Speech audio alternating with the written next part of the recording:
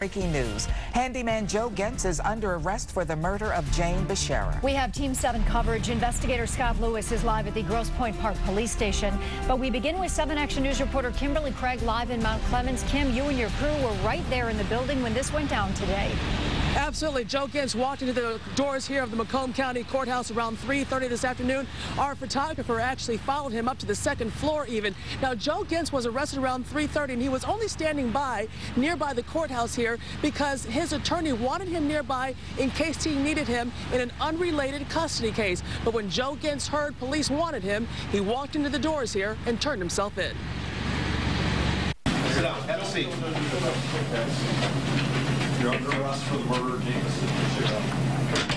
When he walked into the Macomb County Courthouse, Joe Gentz knew he was going to be arrested in the murder of Jane Bashara. We're told he was scared and nervous, but ready to face what comes for his involvement in the killing of the Grosse Pointe Park woman.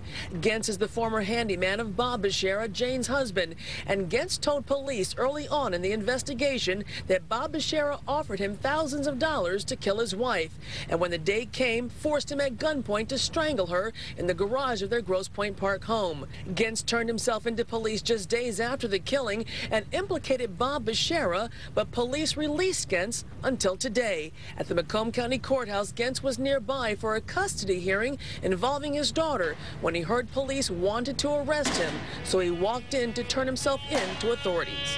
Sit down. Have a seat. Back here live outside the Macomb County Courthouse, our photographer, Jeremy Johnson, was quick on his feet and following Joe Gentz where he went in this courthouse, and he tried talking to Joe Gentz. Joe Gentz did say a little bit, and you'll hear that coming up at 6. Also coming up at 6 o'clock, you're going to hear from the friend of Joe Gentz who actually drove him here to the courthouse when he turned himself in. He's going to talk about how Joe was scared and nervous and why he knew this day was coming. Back to you. Yeah, Kim, so many questions still today, but any idea where Bob Bashara fares in all of this? Of course, Joe Gentz, as you mentioned, implicated Bob when he went into the police station about a month ago. Yeah, well, at this point right now, Scott Lewis, investigator Scott Lewis, is standing by. He'll have details on that. But certainly, as you said, there are a lot of changing elements in this story. But this is the day that Joe Gentz knew was coming. Again, he implicated not only himself in the killing of Jane Bashara, but also implicated her husband, Bob. Back to you. All right, we'll get to that right now. Thank you, Kim. Our Team 7 coverage continues with investigator Scott Lewis live at the Grosse Pointe Park Police Station. Scott, what can you tell us? Well, up until a couple of minutes ago, we were all absolutely mystified as to why Joe Gentz is not here. After all, Grosse Pointe Park is the lead agency. The murder happened here, they believe, but Gentz didn't show up at the police station. Our camera was here from the second he got arrested. I just got off the phone with a very trusted source who filled in the blanks for me. The source says that the arrest was made this afternoon by a Wayne County Sheriff's deputy who is working for prosecutor Kim Worthy.